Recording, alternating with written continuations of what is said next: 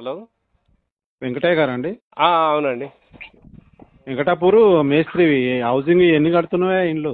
Housing దాదాపు ఒక నేను 18 దాటినాయి.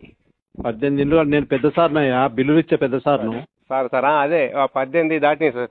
18 కడుతున్నావు, కనీసం సార్ను కలుస్తానేది బుద్ధి జ్ఞానం అనేది ఏమన్నా ఉన్నదా నీకు?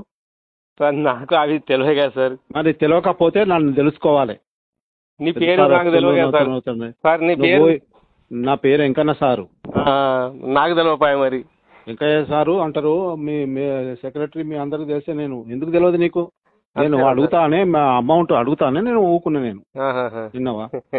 అవు ఇప్పుడు కాదయ్యా, ఇంటికి ఒక్కొక్కరు 5,000 10,000 అట్లా ఇస్తారు. కనీసం మరి సార్ ఉన్నాడు, సార్కి ఇవ్వాలి ఏమన్నా అనేది అడిగేదాకా చూస్తారా? మాకేమరు కదా సార్ అవన్నీ. మళ్ళీ మాకు ఈ రేట్లు కూడా తక్కువ రేట్లు. బయట ఊరు నుంచి వచ్చే వాళ్ళంతా ఏం లేదు సార్. ఇంకా అవి పునాదుల మీదనే ఉన్నాయి. ఇంకా అవి ఈ సంవత్సరం అయినా వాళ్ళు కట్టే మాదిరిగా లేదు. ఏమున్నా ఒక 4 నడుస్తున్నాయి. నీకు 3-4 నడుస్తున్నా కదా. అవును, ఇంటికి 5 చొప్పున ఒక 25,000 తీసుకొని రా. అదే మేము పట్టుకునేది తక్కువ రేటు. అవే నేను నువ్వు గవర్న అనుకోదయా. నీకెందుకు? నీకు ఏదైనా అయితే నేను ఉన్నా కదా. ఏదైనా అయితే నేను ఉన్నా కదా.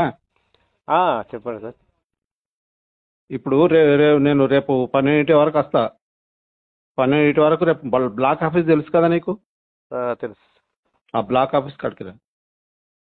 సరే అందులోనే ఉంటా నేను. Okay sir. లేకుంటే ఇలా 4కి రా.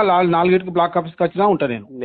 రావురూక్లా, రామూరుక్లా, రాఘవపూరు, పుల్లూరు ఇవన్నీ తిరిగి వస్తున్నా. మాది పుల్లూరే. మా ఊరు పుల్లూరే. పుల్లూరేనా? విన్నావా? సరే సార్. ఇవాళ 4 గంటలకు రా. ఇవాళ వీలు కాదు. అందా నేను. మరి రేపు రా. నేను సిటీస్ ఉన్నా, మా బిడ్డ దగ్గర పోయినా. సరే రేపు రావయ్యా. సరే వచ్చినాక. ఇదే నంబరా సార్ నీది? ఇదే నంబర్. ఓకే మంచిది.